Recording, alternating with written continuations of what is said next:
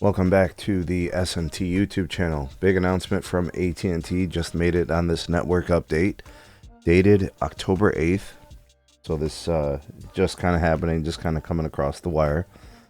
The 5G standalone network has now reached nationwide level status. Now when it comes to the reach of this, it's kind of two-pronged. We've known about the standalone 5G network for AT&T for quite a while. It's been at least a year. But people haven't been able to connect to it across all connections on the AT&T network. So, for example, the only time I ever had access to it was when I had an AT&T business line. So that was like, I think, the first type of connection that most people would have had if they were on the SA network for AT&T. I think also they were doing SA for some of the internet air connections, the 5G home internet. I think if that kind of, I remember that part. So I think that was basically it, and I'm not even really sure if they've moved that. But according to AT&T, now that it's nationwide, this probably means that it's reached a certain amount of millions of pops covered, right? So in order to be nationwide, I think the FCC definition is like exceeding 270 million pops, or no, it's I think 200 million pops. I forget whatever that definition is, but I don't think AT&T disclosed anything specific about how many pops covered in standalone 5G. I don't think so. I looked through here, but I could be wrong. But it says today's select services on our network already use 5G SA coast to coast. We have millions of customers already on the SA network, and we're expanding availability to more customers as device support and provisioning allow. So it says here the new Apple Watch 11, Apple Watch Ultra 3, and Apple Watch SE3 are available on all our nationwide 5G RedCap network. All right, so that's also an announcement as well, the RedCap. You guys have heard of this from T-Mobile as well.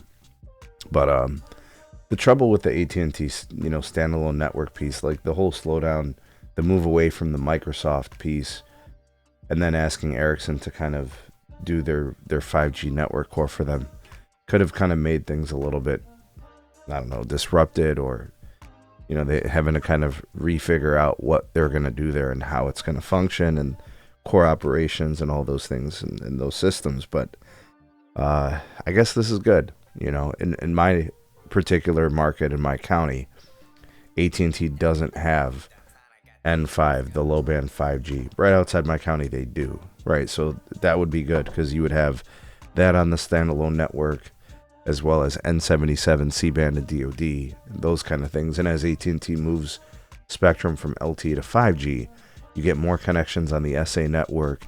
It becomes a more primary 5G network. AT&T is going to be running LTE for a very long time. They're still going to have band 12 on LTE. They're still going to have, certain channels of LTE functional, as they do have a lot of IoT connections. They have a lot of connected cars. And a lot of those modems are LTE only, and that phase out process is going to take time. I'm talking, like decade long, right? So over the next 10 years, it's going to be a long process. But as all networks, they evolve. The same thing AT&T is doing and going through. Verizon will endure. T-Mobile is enduring.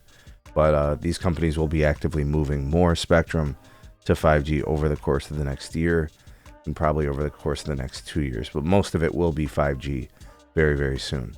But good stuff here as the transition occurs. Let me know what you guys think of this. Let me know if you're connected to the SA network on AT&T. Check your connections. I know iPhones, kind of like I said, it's hard to tell, but if you have a Galaxy, you can see. And, it just kind of depends on your plan and your provisioning. But maybe with this announcement, more phones go SA 5G enabled. We shall see. Let me know what you guys think. Like, share, subscribe. Check out some more videos. See you guys soon on the next one.